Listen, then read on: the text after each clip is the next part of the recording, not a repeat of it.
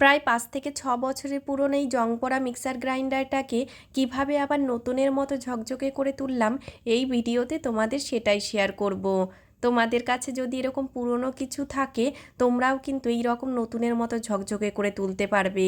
সাংসারিক কাজের অন্যান্য জিনিসের মতোই মিক্সার গ্রাইন্ডারটাও কিন্তু নিত্যদিনের ব্যবহার্য জিনিস, যার জন্য প্রতিনিয়ত সেই ডিপ ক্লিনটা করা হয় না, একটু আধটু মুছি আর রেখে দিই। তবে আমার মিক্সারের বাটিটা নষ্ট হয়ে যাওয়ার পর থেকে মিক্সার গ্রাইন্ডারটা বেশি ময়লা পড়ে। তবে এখন নতুন একটা বাটি কেনাতে সেই ঝামেলাটা দূর হয়েছে। কিছুদিন ধরে সময়ের অভাবে মিক্সার গ্রাইন্ডারটা ডিপ ক্লিন করতে পারছিলাম না। অনেক দিন পরে আজকে বর গেছে ডিউটিতে, সে আর বাড়ি ফিরবে না, রান্নাবান্নারও ঝামেলা তেমন একটা নেই। এক তরকারি ভাত করে রেখে মিক্সার গ্রাইন্ডারটা নিয়ে পড়লাম। ভাবলাম আজকে যখন ডিপ ক্লিন করছি, আবার তো বছর ঘুরে যাবে এইভাবে ক্লিন করার জন্য, তো তোমাদের সঙ্গে একটু শেয়ার করি। প্রথমে দেখো যে আঠা থাকে, এই আঠাকে কি বলে আমি জানি না, সেই আঠাগুলো দিয়ে যে জায়গাগুলো যেখানে মোটরের হাওয়াটা বের হয়, মানে গরমটা বের হয়, সেই জায়গাটা আমি আটকে দিয়েছি যাতে কোনো রকম জল ওর ভেতরে না ঢুকতে পারে। তারপরে একটা বাটিতে খানিক ভিনিগার, খানিক ডিশওয়াশার জেল আর নিয়েছি অর্ধেকটা লেবু। আমার কাছে এই অর্ধেকটাই পুরনো লেবু ছিল, তো সেটাকেই চিপে নিয়েছি। সমস্ত কিছুকে মিশিয়ে সুন্দর একটা মিক্সার বানিয়ে নিয়েছি। এবার সমস্ত ওই মিক্সারটাকে মিক্সার গ্রাইন্ডারের গায়ে ভালো করে লেপে দিয়েছি, যেন সমস্ত জায়গায় ওই মিক্সচারটা ভালোভাবে লেগে যায়।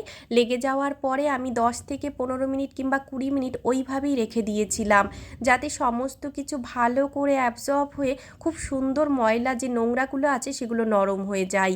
মিক্সার গ্রাইন্ডারের যে তারটা ছিল, সেই তারটাতেও কিন্তু আমি ওই মিক্সারটা লাগিয়ে রেখে দিয়েছিলাম। মোটামুটি 15 থেকে 20 মিনিট রেখে দেওয়ার পরে দেখো আমি ভালো করে সমস্ত জায়গায় রাব করে করে ক্লিন করে নিচ্ছি। তোমাদের ভিডিওতে দেখে হয়তো মনে হবে খুব ঘষাঘষি করছি, তবে সত্যি বলছি খুব একটা ঘষাঘষি কিন্তু একদমই করতে হয় না। যেহেতু ময়লাগুলো একদম নরম হয়ে গেছে, সেই জন্য কিন্তু হালকা হাতে একটু রাব করলেই উঠে যায়।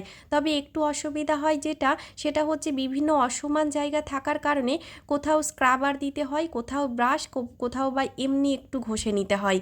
কিন্তু প্লাস্টিকের জিনিস খুব একটা ঘষলে কিন্তু কালারটা একদম নষ্ট হয়ে যাবে, সেই জন্য একটু হালকা হাতে যখন ঘষবে দেখবে একদম খুব সুন্দর পরিষ্কার হয়ে যাচ্ছে। শূন্য হাতেই সংসারটা শুরু করেছিলাম, আর এই মিক্সার গ্রাইন্ডারটা দিয়েই আমার সাংসারিক জিনিসপত্র কেনাকাটা শুরু। সেই জন্য এই মিক্সার গ্রাইন্ডারটার সঙ্গে জড়িয়ে রয়েছে আমার বহু স্মৃতি। দেখতে দেখতে 5 থেকে 6টা বছর কিন্তু হয়েই গেল আমার সঙ্গে এই জিনিসটা রয়েছে। তবে এখনো পর্যন্ত বেশ ভালোই চলছে। বাটিটাই একটু সমস্যা হয়েছিল, সেটা নতুন নেওয়াতে আবারও কিন্তু সেই নতুনের মতোই হয়ে গেছে। তবে অনেকটা ময়লা পড়াতে দেখতে একটু পুরনো পুরনো লাগতো। আজকে এই ডিপ ক্লিনটা করার পরে জিনিসটাকে ঝকঝকে তকতকে দেখে মনের মধ্যে অনেকটা শান্তি লাগছে। ছোট্ট একটা সাংসারিক টিপস তোমাদের সঙ্গে শেয়ার করলাম, কেমন লাগলো অবশ্যই কিন্তু জানিও।